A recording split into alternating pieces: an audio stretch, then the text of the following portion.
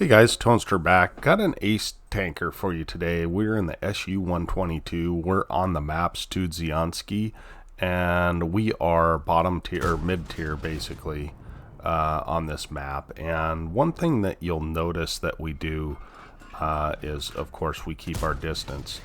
But this tank is not particularly good at sniping, and it's one of the problems that I have with this tank. However, in this game, the snipes are real, and you'll see that.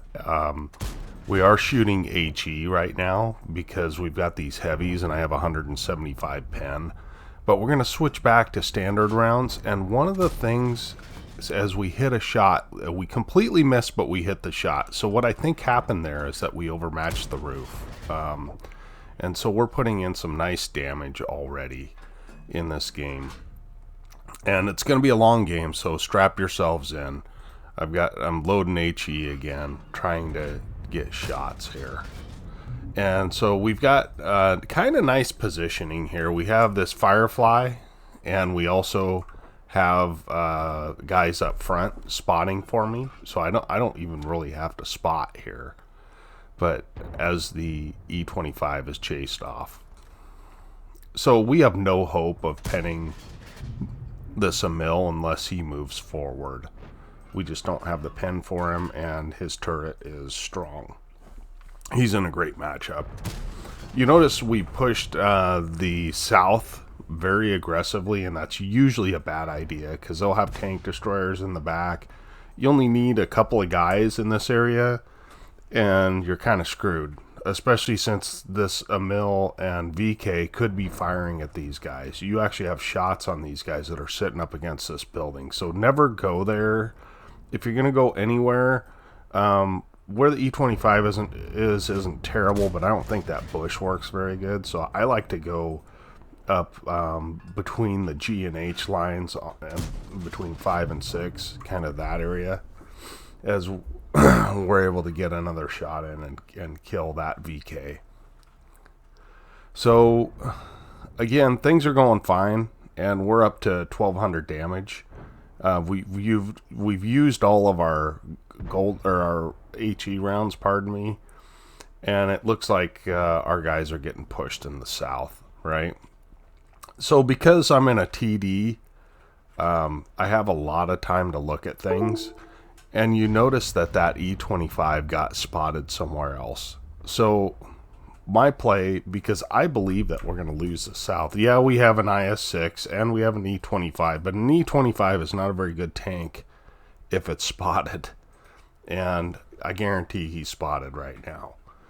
So my guess is that we'll lose the south, and I don't know if we're going to win this side, but I want to try to win it as best I can. Now, when you're in a TD like this, and we didn't get lit coming up here, right? So that tells me there's nothing, at least on the top. They could be down on the other side, but counting noses, we've got 1, 2, 3, 4, 5, 6, and there's actually quite a few tanks missing, but there's 9. That's 6, 9. That means that they've got 3 tanks missing, right? The STRV, the Achilles, and the Arties, of course. And now the Achilles gets lit. So I have gone to XVM and gotten my XVM stats, just because I'm like, well, why not? If I've already done all these mods, why not? So there's nobody really that scares me on the enemy team. The KV2, but he is a bottom tier. So as long as I keep my distance from him, he's got no view range. I should be able to outspot him. So we're sitting here waiting for these guys to cross. And you notice the position that I've taken. I can spot anybody that fires from here, anybody that comes up, and I shouldn't have knocked that tree over, anybody that comes across here, or anybody that pokes this area here. And the reason I've positioned myself that way is because I do not want somebody sneaking up on me, not with 3 artilleries. That's part of the issue, is that there's 3 artilleries on each team.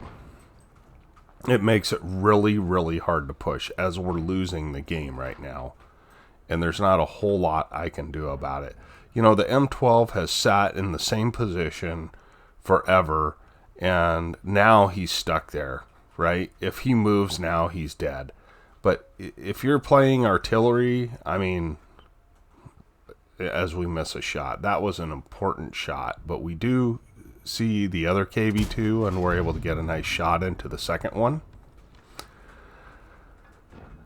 But if you're playing artillery, you have tons of time to look at the map. Just look at the map and try and figure out what you can do. Now, I don't think I have any shots on these KV2s, right? And but they should get punished by the M44s, quite honestly. And the Emil does cross, as we would have guessed, and things are going horribly wrong right now. Now, here's a guy. This is the guy you don't want to be, right? And so we're still waiting. We've pushed up, and we're going to push forward again just to make sure we light him. And watch where I aim for his tracks, right? So we're going to aim for his tracks, hit him in the tracks, and now he's dead. If he doesn't have a repair kit, he's dead. But don't be that guy that crosses an open field. And I don't know how we got led there, but regardless, nobody's targeted us yet. So maybe the better play for me would have been to go back onto this knoll and shot at the KV2s. I don't know. But I decide that I'm going to go around toward their spawn. And that becomes kind of apparent when I do it. But I keep thinking this KV2 or this Emil is going to push forward, right? And I'm hoping for shots on them. And as long as they're lit, you know, we have two arties. It would seem that our arties could possibly do something about them. But our last real tank dies, and now it's 8-12, and I've got to make a move, right? I've got to do something to try and win this game. By the way, I've been half-heartedly trying to 3-mark this. I did 2-mark it, and so that's why I'm running food on it. But it's TDs they can be so inconsistent. 3-marking a TD for me is difficult, just because they're so inflexible. I mean, this is one of the more flexible ones. It's got some armor to work with. It has good traverse, but the gun handling is just really, really bad. And this is with an exceptional crew in it. I think I've got brothers in arms and all the gunnery skills. So, and I'm running food. So, you know, it's just, and it's derpy. You know, you'll shoot 5 shots and only one of them will go close to the reticle. So there's a mistake right there. I'm lucky I did not get spotted there, and we're trying to get pushed up so that we can shoot this guy. And so that's what we're going to do. And we're able to take him out, and the enemy decides to start capping, which is kind of ironic to me. I mean, really? And we're able to take one of the arties out for free. So we're up to 3,100 damage, and they are capping. And what do you do at this point? I think the best thing to do would probably be to go towards the cap, if I can. But then I think better of that, because going through that middle field, where's that Super Hellcat? I thought he might be the one capping, but as it turns out, he comes back. So I believe it's the Emil that's capping. I don't know. We'll just have to see. We know it's not the Achilles, because the Achilles was seen killing our guy, our artillery, and it's 1v5 right now. So we did just take out not the last artillery, but the second to the last, and there is the last arty. And so we're going to go ahead and take him out. And that really helps our chances to win the game, right? Because now we've got a solid chance at this point. and now they start to cap again, and I kind of don't blame them at this point. They're all low health except for the Super Hellcat. I know that the Emil is a one-shot, and I'm really cursing myself for not getting that last, for not saving some of my HE, because HE is fantastic against cappers, and it's also, that Emil, if he's in a good position, is going to be very tough for me to dig out.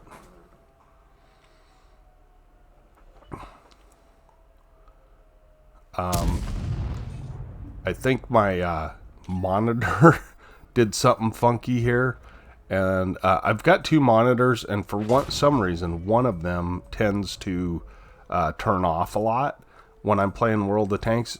Really only when I'm playing a 3D game does it happen, and I think I know why, but regardless of the fact, it's a problem. So we are able to hit the Hellcat, and we're trying to turn on him. I mean, we're just not going to be able to get back for cap. We've got an Emil that is pushing us, and and this guy's doing the right thing. This Hellcat actually is playing it quite well, because he does not need to stay and fight me. All he has to do is light me once in a while and keep me here. And we fire a clutch, and unfortunately it does not work, and we end up losing the game. So 4,192 damage on a loss. Let's go ahead and look at the after action on this. Okay, we're at the after action report. Of course, we got an ace tanker on a defeat, which is quite unusual. We ended up with a Dimitri's medal for killing all the arty, which is a great thing, and we had a high caliber out of this game. We were top of the team with 825 experience, and our teammates didn't do a whole lot. Our heavies in particular, and a mod 1 in that situation should be able to do quite a bit of damage. Their Hellcat did pretty well, and I think their E25 did a bunch of spotting. Yeah, he did 3,000 spotting. So their low tiers did actually very well, and their Emil should have done well, and he did. So 23 shots fired, 13 hits, 12 pens. In this thing, it's not really that surprising. We spotted 9 enemies and hit 5, or killed 5 of them. So that's pretty good. And we ended up with 41,000 credits with non-premium account, which is actually a pretty good deal on a tier 7. And we got a reward for a mission completion, so we ended up with 7,500 experience. So anyway, that is the game. Let's go ahead, and I use this replays manager, and I really like it. Let's go ahead and look at my crew, just so you guys can see. Yeah, see, we've got brothers in arms on all our crew members. We've got